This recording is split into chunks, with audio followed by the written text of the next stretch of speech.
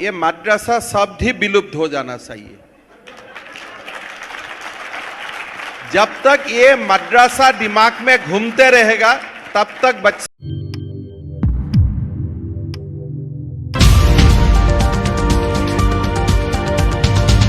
अस्सलाम वालेकुम, आदाब दोस्तों। मैं हूं शम्स सईद और आप देख रहे हैं न्यूज़ हर खबर आप तक। दोस्तों, जो खबर मैं आज आपके साथ शेयर करने वाला हूं वो बहुत बड़ी खबर है और जिस तरह से देश का माहौल ख़राब हो रहा है, ये वीडियो देखिए। सबसे पहले ये मद्रासा शब्द ही विलुप्त हो जाना चाहिए। जब तक ये मद्रासा दिमाग में घूमते रहेगा तब तक बच्चा को भी डॉक्टर इंजीनियर नहीं बन सकता है। अगर बच्चा को आप स्कूल में जाने का समय आप पूछ लेता है कि बेटा तुम मद्रासा जा रहा है, तुम जुनाब बनेगा, इस रास्ते से तुम डॉक्टर नहीं बनेगा, तो कोई बच्चा मद्रासा नहीं जाएगा। मद्रासा में तो दाखिल किया जाता है वायलेटिंग ह्यूमन राइट्स, किसलिए वो रास्ता बंद हो जाता है। तो आप जरूर कुरान पढ़ाइए, उसमें कोई प्रॉब्लम नहीं है, लेकिन सबसे ज्यादा पढ़ाइए साइंस, मैथ्स, बायोलॉजी, बोटानी, जियोलॉजी। तो इसीलिए मद्रासा सब विलुप्त हो जाना चाहिए, नॉर्मल एजुकेशन होना चाहिए। और घर में आप खूब आपका धर्म पुथी पढ़ाइए, पूरा 2 to 3 घंटा धर्म पुथी पढ़ाइए, लेकिन स्कूल में ऐसा ही शिक्षा दीजिए जो शिक्षा से आपका बेटा डॉक्टर और इंजीनियर बन सकता है, प्रोफेसर बन सकता है, साइंटिस्ट बन सकता है जी। और भाई साहब, और एक बात है, मैं आपको बताता हूं, कोई जो आप बोल रहे हैं मुसलमान लोग कुरान कंठस्थ कर रहा है तो इसलिए उनमें बहुत ज्यादा मेरिट होता है। ये सारा मुसलमान भाई हिंदू था।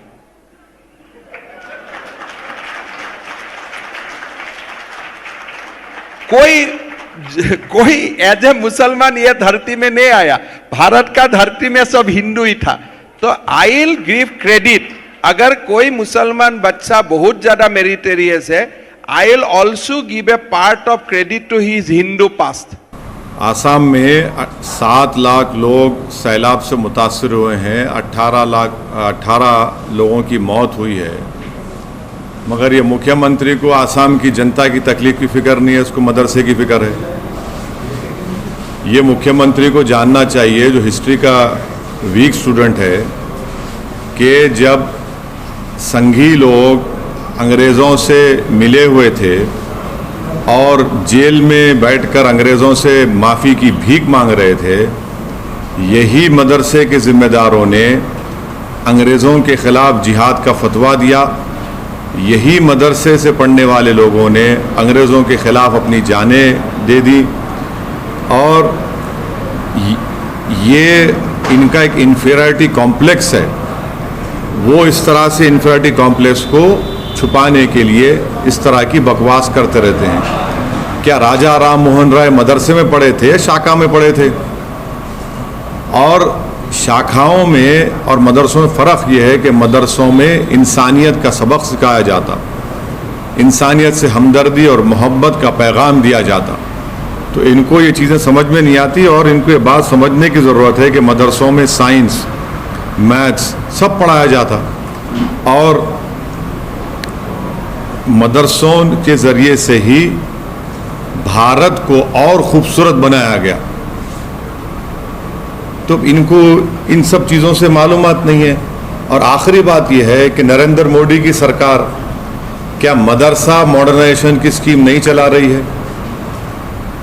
क्या सालाना भारत की पार्लियामेंट में उसका बजट मंजूर नहीं होता है क्या? तो इनको सिर्फ मुसलमानों से और इस्लाम से नफरत है, ये खुल के आ गया उनकी ज़बान पर। लेकिन सर, अब राजस्थान में भी सेम कंट्रोवर्सी, वही जवाब है। देखिए, मोदी सरकार में क्या मदरसा मॉडर्नाइजेशन स्कीम नहीं है? क्या मुख्तार अब्बास नकवी उसके मंत्री नहीं हैं? आप मुसलमानों से, इस्लाम से नफरत करते, इसीलिए इस तरह से आप ये अनाप शनाप बकते रहते हैं।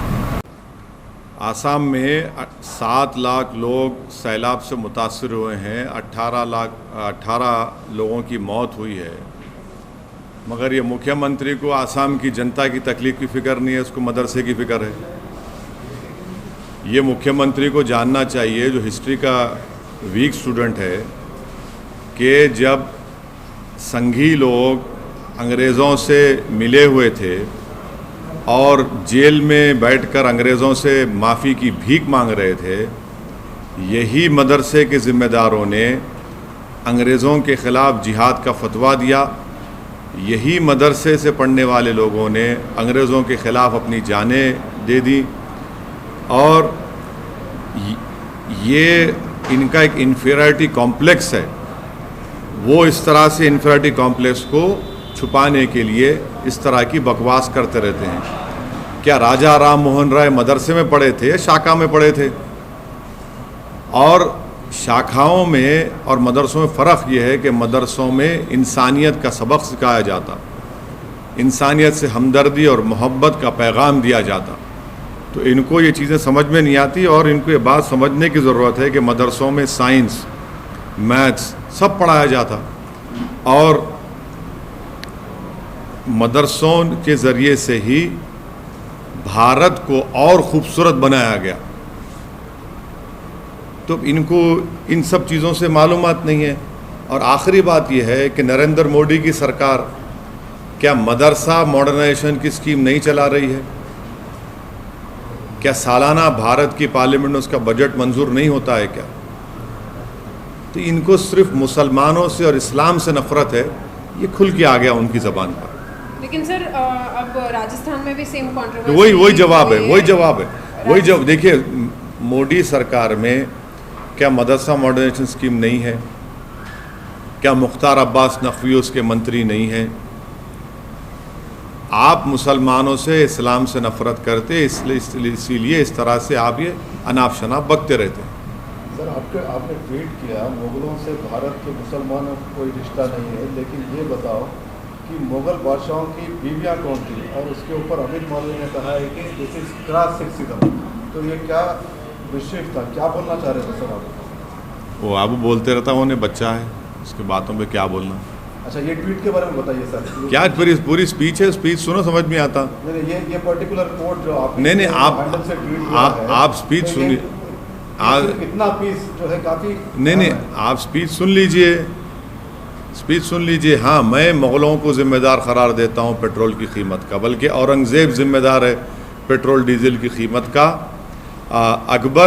बादशाह अकबर ज़िम्मेदार है कीमतों में इजाफ़ा होने का, और शाहजहाँ ज़िम्मेदार है नौजवानों में बेरोज़गारी का। इसको मानता हूँ। लेकिन सर अब तो पेट्रोल डीजल के दाम कम हो गए। नहीं वो भी जिम्मेदारी उन पे आयद होती है। मुग़लों की वजह से ये प्रॉब्लम है। औरंगज़ेब की वजह से पेट्रोल की कीमत में इजाफा हो गया, और अकबर की वजह से कीमतें बढ़ गई, बादशाह अकबर की वजह से, और शाहजहाँ की वजह से नौजवान बेरोज़गार। लेकिन प्रधानमंत्री की वजह से पेट्रोल और डीजल के दाम नहीं प्रधानमंत्री जिम्मेदारी नहीं है इसकी, मुग़ल जिम्मेदार।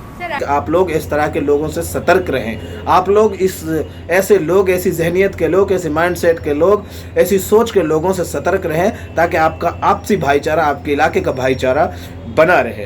तो खबर को आपने देख लिया दोस्तों। हमारा आपसे साथ के साथ ये निवेदन है कि हमारे इस चैनल को लाइक करें, शेयर करें और सब्सक्राइब करें। और इस वीडियो को अगर आप फेसबुक पर देख रहे हैं तो हमारे फेसबुक पेज हर खबर आप तक को ज़रूर लाइक और फॉलो कीजिएगा, ताकि आपको लेटेस्ट अपडेट और ख़बरें मिलती रहें।